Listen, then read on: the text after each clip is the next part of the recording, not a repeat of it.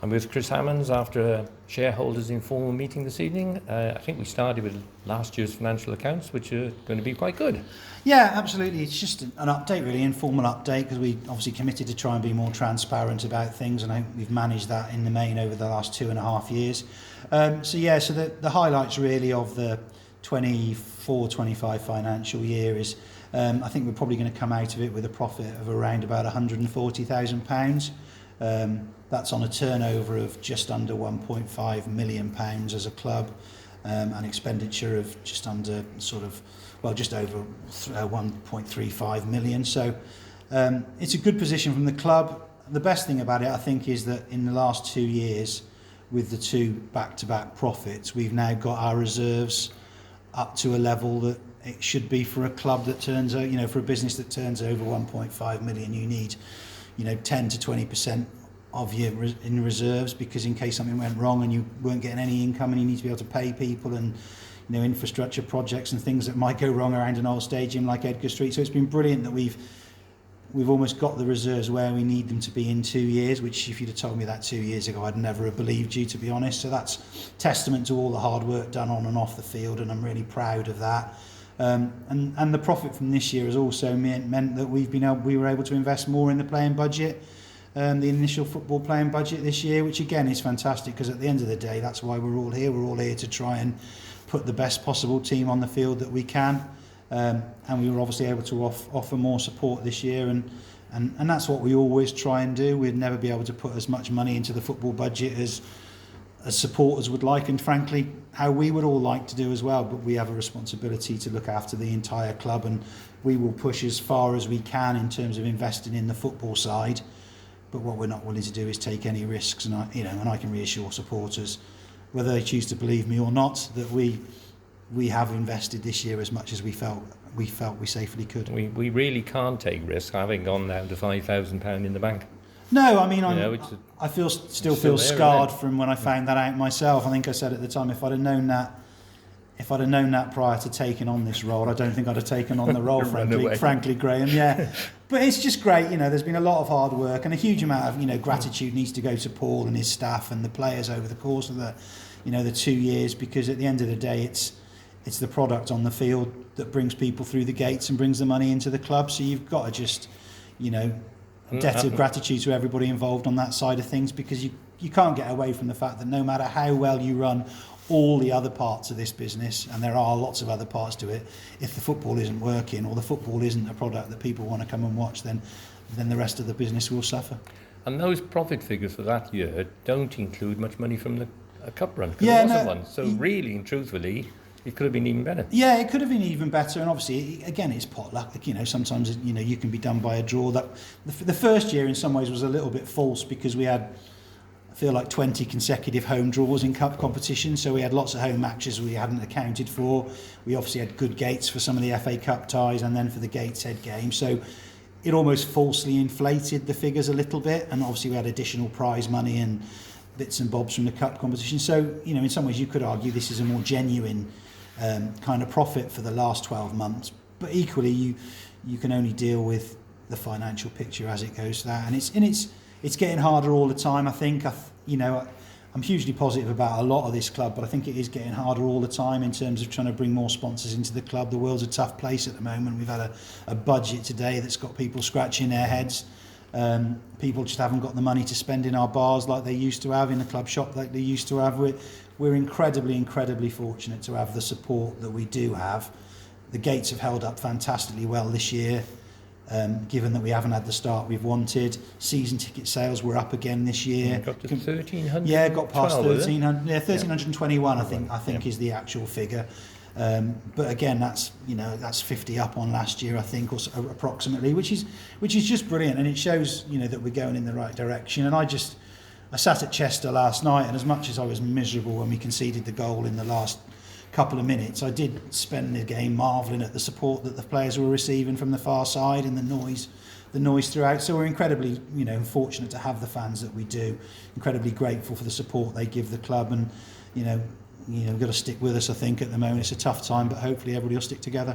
So in essence, at the moment, for this particular financial year, obviously we're not looking at such a great profit, because obviously gates are slightly down. Yeah. We don't quite know how things will go for the rest of the season. No, it's a bit of a moving feast, really. You kind of, we're monitoring on a week-to-week basis, really, to see where we are. We'll amend our forecast and our predictions for the end of the season, depending on how the season is progressing, to make sure we're never going to be too far away. The likelihood is, having invested more money in the football budget this year, and potentially with having lower gates, that the chances of a significant profit are greatly reduced. But actually, that's not the end of the world if we can justify that because of the fact we've tried to improve the football by spending more money on the football. If we're not going to try and do that, why bother even wasting our lives doing this, Graham? Another topic raised again this evening was the idea of possibly going to a hybrid model. What can you tell us about that? Any progress? Yeah, well, I can reassure supporters that work is ongoing and has been ongoing in terms of what we can do in relation to trying to change the playing model. It's an incredible complex scenario, and actually until you sit down and really spend time thinking about it and talking about it, you don't realise how complex it is. I think, the reality is we could go hybrid now if we wanted to, but actually, what is the point if all you're going to be able to do is bring in much lesser players to try and get them in 3 days a week? So what you've got to try and get the balance is try and get the balance right, that if you're going to go hybrid, you want to try and maximise every possible benefit of doing it.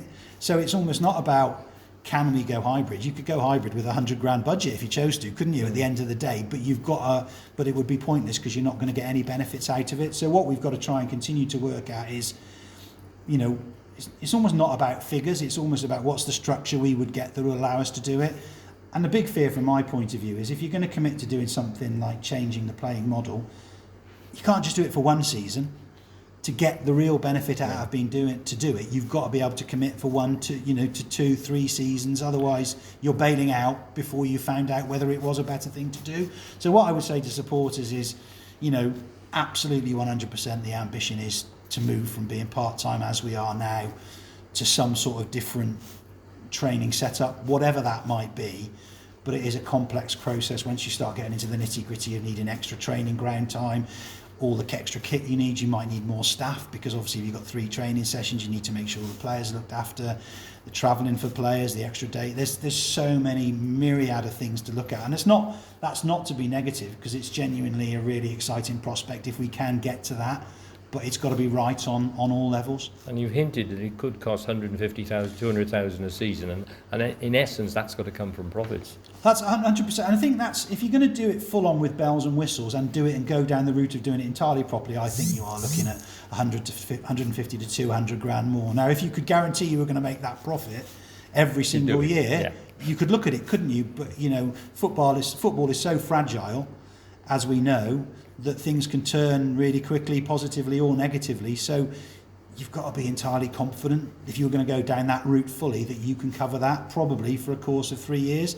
Someone turn around and say, right, I'm willing to give you 150 grand a year for the next 5 years, then clearly you could go and have a go at it straight away. But in reality, who is going to be willing to commit a figure like that to the club if they're not actually got any control over decisions that are being made?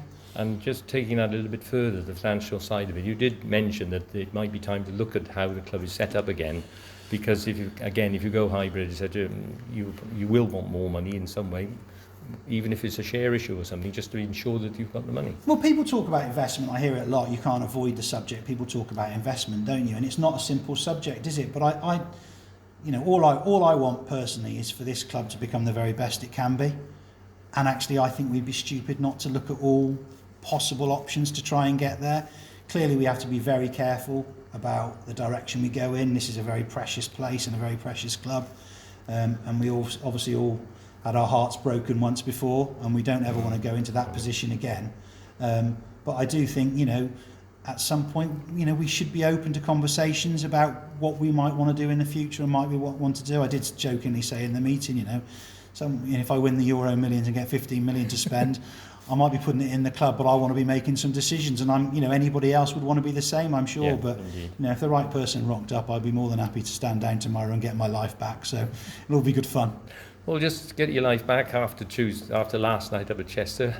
A little bit disappointing at the end of it to go and concede in 97th minute. What did you make of the game? I was really pleased with the performance, and actually, I think in the vast majority of our away games, we've performed pretty well, actually. we obviously lost 3-0 at Oxford, but if you'd ever spoke to anybody after 40 minutes at Oxford and said that Hereford were going to lose 3-0, I think they'd have laughed in your face, because we were completely dominant for 40 minutes and missed quite a few chances. We've kind of had that perfect storm at times this season where we've been missing chances at one end and then conceding poor goals at the other, and that's clearly not a great situation. Just haven't been good for 90 minutes. Yeah, and you rarely, I think, you know, Paul's quite right, you rarely are, you know, it's not very often over a course of a season you do play well for 90 minutes, but we are making key mistakes and key errors and missing chances. Nobody does it deliberately, that's the game, sadly, but I thought the second half we were really good last night. Actually, the first half you weathered the storm, as you often do a little bit when you're away from home, but I thought second half we were excellent. And what really was quite a kick in the teeth was I didn't really ever feel that Chester looked like scoring.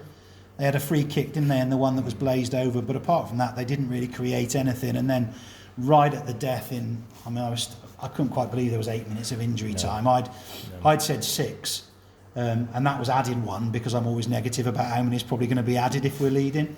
So that was disappointing, but I just, you know, we've got a big home game on Saturday, and it's just, you know, we need a win, don't we, at home, just to try and calm everything down. I still think there's signs within this team when they're playing that there is a decent side there, but we just haven't been able to show it so far. So we've got to stick with them. As I said, the fans have been absolutely magnificent. The gates at home have stayed, you know, at unbelievable levels, really, when you take everything into account. And again, the support last night as Chester, it just makes you proud. It doesn't surprise you, because you know what our support's like, but it does make you really, really proud when you hear them so loud and proud as they were.